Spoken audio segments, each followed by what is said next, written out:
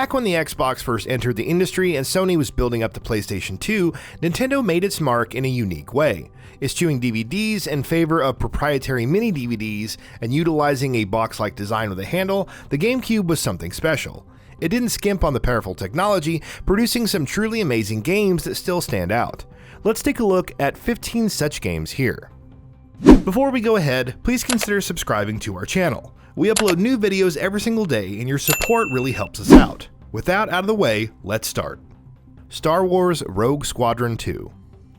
Of the many titles that convinced fans of the GameCube's power, Star Wars Rogue Squadron 2 sits near the top. Improved texture work, more detailed ships, and increased draw distance all provided substantial upgrades over its predecessor. But it was the addition of bump mapping that provided that extra bit of oomph, pushing photorealism that much closer to the films. Even if you weren't a Star Wars fan, Rogue Squadron 2 had to be seen to be believed. Metal Gear Solid: The Twin Snakes.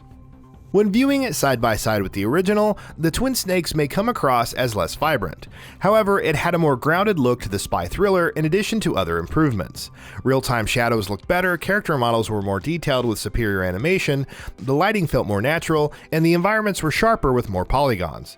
While it does have some performance issues, not to mention creative changes, the Twin Snakes still serves as a graphically impressive remake of the original. Resident Evil 4. It's crazy to think just how much of a trailblazer Resident Evil 4 would be, both in terms of its pacing and gameplay, but the visuals were especially noteworthy, presenting a world full of great texture detail and character models while still maintaining solid performance. At a time when Resident Evil was believed to be running out of scary ideas, Resident Evil 4 arrived to prove everyone wrong. Resident Evil. Of course, those craving the old survival horror style of previous titles had plenty to choose from. Resident Evil served as a remake of the PS1 classic, but with vastly superior visuals and gameplay. Pre-rendered backgrounds were still employed, but now used particle effects, real-time lighting, and volumetric fog. Character models were also heavily upgraded with extensive motion capture and handcrafted animations. The results were stunning and still hold up to this day, as seen in the HD remaster. The Legend of Zelda: Wind Waker. In terms of aesthetics that hold up, it's hard to go wrong with cel shading. However, The Legend of Zelda: Wind Waker didn't simply slap cel shading onto its iconic hero and call it a day. It actually made the entire game, from the environments and weather effects to the characters, feel like an animated feature. As one of the best Zelda titles in the series, its implementation of cel shading is still considered top tier. Super Smash Bros. Melee.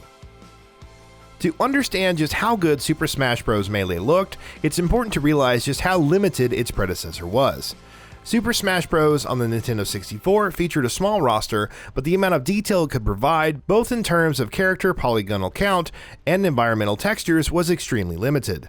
Thanks to the GameCube's increased power, Melee offered a huge step up, with the icons like Mario having realistically textured denim on his overalls, improved animations, and proper facial expressions. Response-wise, Melee is still considered the cream of the crop, but in terms of its aesthetic and visuals, it blazed a trail for future sequels to follow. The Legend of Zelda: Twilight Princess. Following the less than stellar sales of the Wind Waker, Nintendo went back to the drawing board. This time, a more realistic style and a Lord of the Rings inspired aesthetic were envisioned. Character models like Link and Zelda look more mature and expressive, while appearing sharper and more detailed. The improved lighting and environmental textures also fit perfectly with the more serious atmosphere. Even the particle effects, bloom, and draw distances were very good, bringing this dark fantasy version of Hyrule to life. Soul Calibur 2. At launch, Soul Calibur was described as a perfect game, especially with its visuals. How could a sequel possibly improve on this? In that respect, the list for Soul Calibur 2 was long. Improved textures and polygonal counts for each fighter, better ambient lighting and shadows, more detailed backgrounds, better animations, you name it. While the first game is still superior in terms of overall balance, Soul Calibur 2 proved a worthy follow-up in terms of presentation and feel. Metroid Prime 2 Echoes. The first Metroid Prime made waves with its fidelity and 60 FPS frame rate, not to mention the incredible detail that gave the illusion of bump mapping. Metroid Prime 2 didn't reinvent the wheel so much as expanded on its predecessor with new environments and mechanics. Samus and the various enemies remain as beautiful, detailed, and animated as ever, while the entire world felt more vibrant. All in all, a great follow-up that continued Samus's 3D journey in incredible fashion. Super Mario Sunshine. Like Smash Bros., Sunshine's graphical leap is most appreciated by those who played Super Mario 64. The beach theme of Delfino Plaza allowed the game to flex its detailed flora and lovingly rendered water. It also didn't hurt that the world felt bigger with more abundant details. And for the first time, Mario and the crew had proper expressions and details on their outfits. Despite still being viewed as the black sheep of the 3D platforming series, Super Mario Sunshine is an aesthetically pleasing trip. Viewtiful Joe. Among the many titles that leveraged 3D cell shading back in the day, Viewtiful Joe managed to stand out. As a 2D side-scrolling action title inspired by the likes of Kamen Rider and Ultraman, its textures and effects also called anime and manga to mind, with action lines appearing as things sped up. The animation was also lovingly done, as seen when the action slowed down. Despite the franchise being on the back burner, its style remains timeless. Pikmin 2. There's a beautiful simplicity to Pikmin 2's presentation, which better facilitates keeping track of one's Pikmin. But this simplicity is dotted with gorgeous environments and sharp texture work, stunning particle effects, and great animation. Again, the fact that all of this was running on the GameCube at a rock-solid 30 frames per second at the time is still truly something. F-Zero GX. Even today, F-Zero GX is a joy to behold.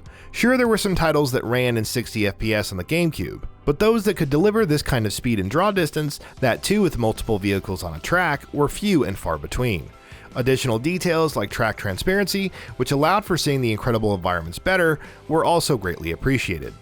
Even if Nintendo simply remastered F-Zero GX instead of making a new game, it deserves to be played by all racing game fans. Star Fox Adventures. Star Fox Adventures was initially in development for the Nintendo 64 as Dinosaur Planet before being combined with the Star Fox license and shifting to the GameCube. And what a difference this made. Fox and Friends looked super detailed, right down to the fur, while environments felt heavily expanded. Numerous details like ambient lighting, fog, gorgeous water effects, and more could be observed, meshing well with the texture work and environments.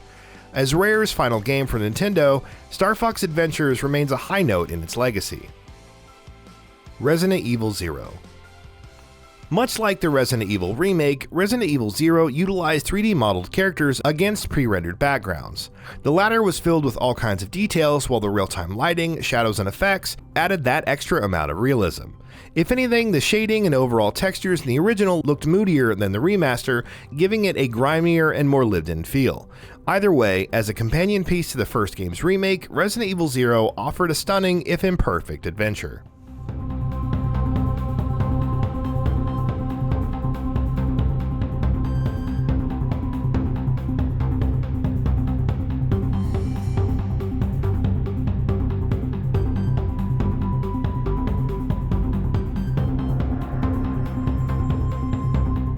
So, what are your thoughts on this? Go ahead and share them in the comments below. And if you like this video, please subscribe to the channel and enable all notifications by clicking the bell icon to get new video updates. We upload every day and we would really appreciate your support. Thanks for watching.